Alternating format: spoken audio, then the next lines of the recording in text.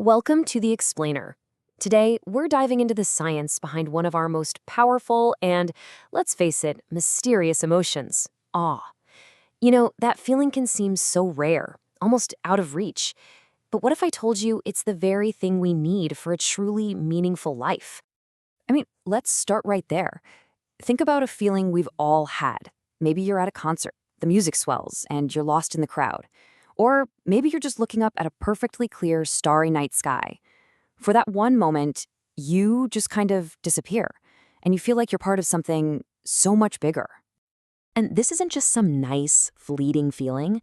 Get this, according to leading psychologists like Dr. Keltner at UC Berkeley, after spending literally decades researching this, the answer to that massive question, how do you live a good life, might just come down to that one single word. So what is this thing we call awe? Really? How do we wrap our heads around a feeling that's so much bigger than just saying, wow? Well, scientifically, there's a pretty specific definition. Awe is what happens when we run into something so vast, and that vastness could be physical size or complexity or even a huge idea, that our brain just kind of stops. It can't fit it into its current boxes. It literally has to pause and update its understanding of how the world works. And right here is where the research gets really interesting.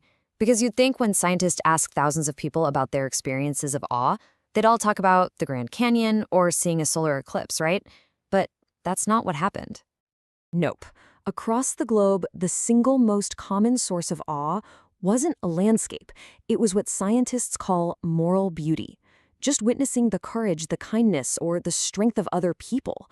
And as you can see, awe is all around us, in that feeling of moving with a crowd, in a piece of music that just hits you right, in art, in big ideas, and even in just thinking about the huge questions of life and death.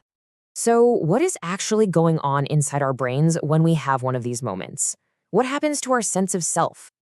You know that feeling of disappearing for a second? Well, that's literally what's happening. The part of your brain that's always on, that inner narrator that's worrying about your to-do list, replaying that awkward conversation, just thinking me all day long, it actually gets turned down. The volume gets lower. And we can see this on brain scans. This me channel is called the default mode network, or DMN.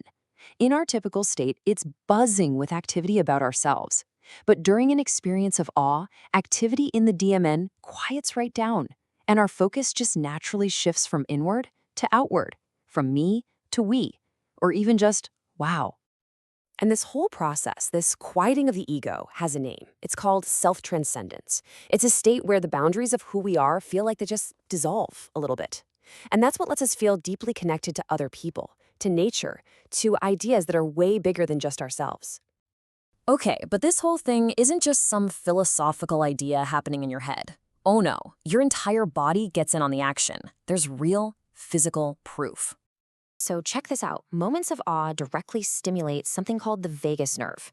It's this massive nerve that runs all the way from your brain down into your gut, and it's basically the master switch for your body's relaxation response, that rest and digest system that calms everything down.